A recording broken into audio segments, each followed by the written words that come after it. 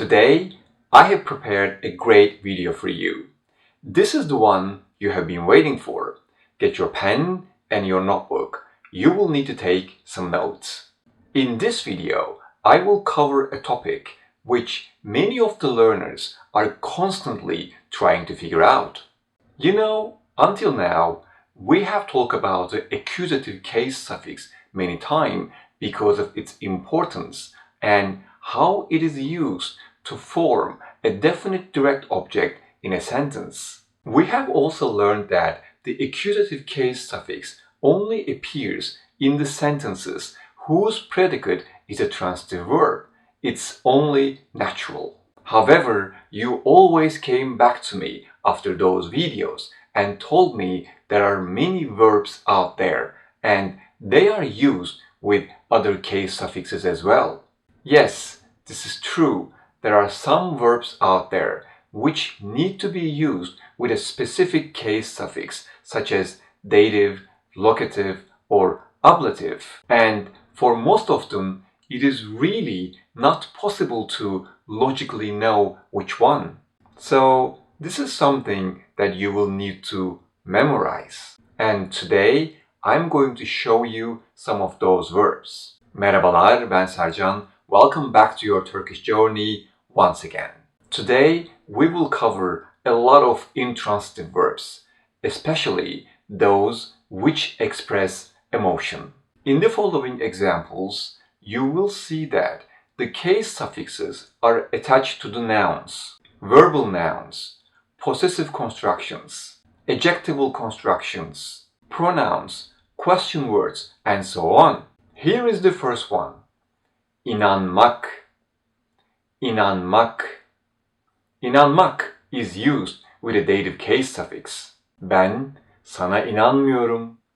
Ben sana inanmıyorum. Duyduğun her şeye inanma. Duyduğun her şeye inanma. Bayılmak. Bayılmak. Bayılmak is used with a dative case suffix. Herkes gitariste bayıldı. Herkes gitariste bayıldı. Yemeğe bayıldım, çok lezzetli. Yemeğe bayıldım, çok lezzetli. Bazı insanlar sorun çıkarmaya bayılır. Bazı insanlar sorun çıkarmaya bayılır. Here, sorun çıkarma means creating problems. Çıkarma is the verbal noun form of the infinitive verb çıkarmak using the verbal noun suffix ma. By the way, there is another verb bayılmak which means to faint. Don't confuse with that. Sevinmek. Sevinmek. Sevinmek is used with a dative case suffix.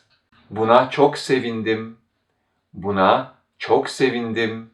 Seni gördüğüme sevindim. Seni gördüğüme sevindim. Memnun kalmak. Memnun kalmak. Memnun kalmak is used with ablative case suffix. Restoranımızdan memnun kaldınız mı? Restoranımızdan memnun kaldınız mı? Geziden hiç memnun kalmadık. Geziden hiç memnun kalmadık. Nefret etmek. Nefret etmek. Nefret etmek is used with an ablative case suffix. O adamdan nefret ediyorum. O adamdan nefret ediyorum. Kendinden nefret etme lütfen. Kendinden nefret etme lütfen.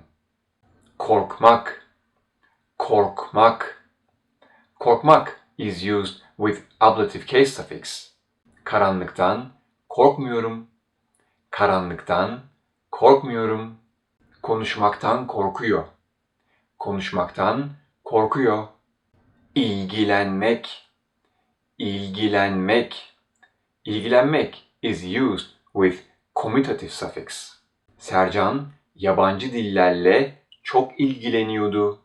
Sercan yabancı dillerle çok ilgileniyordu. Sanatla hiç ilgilenmiyorum. Sanatla hiç ilgilenmiyorum. Bu konuyla sen ilgilenir misin? Bu konuyla sen ilgilenir misin? Dalga geçmek. dalga geçmek, and alay etmek, alay etmek. Dalga geçmek and alay etmek are used with commutative suffix. İnsanlarla dalga geçmeyin. İnsanlarla dalga geçmeyin. Mehmet'le alay ettiler.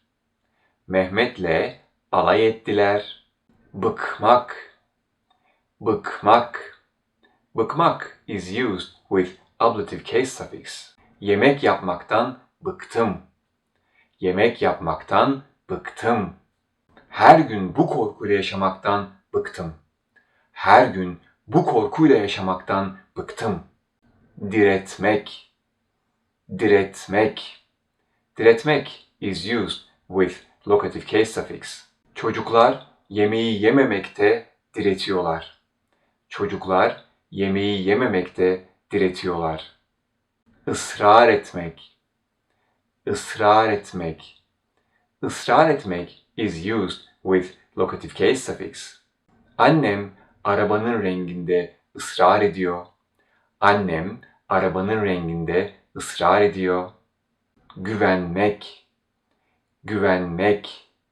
Güvenmek is used with dative case suffix. Selda Alper'e hiç güvenmiyor. Selda Alper'e hiç güvenmiyor. Anne ve babama çok güveniyorum. Anne ve babama çok güveniyorum. İğrenmek, iğrenmek. İğrenmek is used with ablative case suffix. Bu yemekten iğreniyorum. Bu yemekten iğreniyorum. Hoşlanmak, hoşlanmak. Hoşlanmak is used with ablative case suffix. Birçok insan bu konudan hoşlanmaz. Birçok insan bu konudan hoşlanmaz. Kimden hoşlanıyorsun? Kimden hoşlanıyorsun? Ayşe'den çok hoşlanıyorum. Ayşe'den çok hoşlanıyorum. O hiç kimseden hoşlanmaz. O hiç kimseden hoşlanmaz. Gıcık olmak and kıl olmak. Gıcık olmak and kıl olmak are used with dative case suffix. And both of these verbs are slang. So be careful if you want to use these. Bugün sana çok gıcık oldum. Bugün sana çok gıcık oldum. Açgözlü insanlara gıcık oluyorum. Açgözlü insanlara gıcık oluyorum. Bu sıralar Hasan'a kıl oluyorum. Gözüme görünmesin. Bu sıralar Hasan'a kıl oluyorum. Gözüme görünmesin. Şüphelenmek. Şüphelenmek. Şüphelenmek is used with ablative case suffix. Polis kimden şüpheleniyor? Polis kimden şüpheleniyor? Şu adamın hırsız olduğundan şüpheleniyorlar. Şu adamın hırsız olduğundan şüpheleniyorlar. Kızmak, kızmak. Kızmak is used with dative case suffix. Annemle babama çok kızdım. Annemle babama çok kızdım. Lütfen bana kızmayın. Lütfen bana kızmayın. Faydalanmak, faydalanmak. Faydalanmak is used with ablative case suffix. Bu kampanyadan faydalanabiliriz. Bu kampanyadan faydalanabiliriz. İnsanların iyi niyetinden faydalanmamalıyız. İnsanların iyi niyetinden faydalanmamalıyız. Üzülmek, üzülmek. Üzülmek is used with dative case suffix. Bu olaya çok üzüldüm. Bu olaya çok üzüldüm. Sokaklarda uyuyan insanlara çok üzülüyorum. Sokaklarda uyuyan insanlara çok üzülüyorum. Vazgeçmek. Vazgeçmek. Vazgeçmek is used with ablative case suffix. Sigara içmekten vazgeçmelisiniz. Sigara içmekten vazgeçmelisiniz. Hedefimizden asla vazgeçmeyeceğiz. Hedefimizden asla vazgeçmeyeceğiz. Sıkılmak. Sıkılmak. Sıkılmak is used with ablative case suffix. Bu oyundan sıkıldım. Bu oyundan sıkıldım. Boş boş oturmaktan hiç sıkılmıyor. Boş boş oturmaktan hiç sıkılmıyor. Karar kılmak. Karar kılmak. Karar kılmak is used with locative case suffix. Şu büyük masada karar kıldık. Şu büyük masada karar kıldık. In addition to those, the oblique objects of some verbs are not only associated with one case suffix, and some verbs which take oblique objects also have direct objects. But we can talk about those in another video. Again, I hope you have learned a lot of things today. Now it is your time. I'm waiting for your sentences in the comments section. Thank you very much. Once again, see you in the next videos. Görüşmek üzere.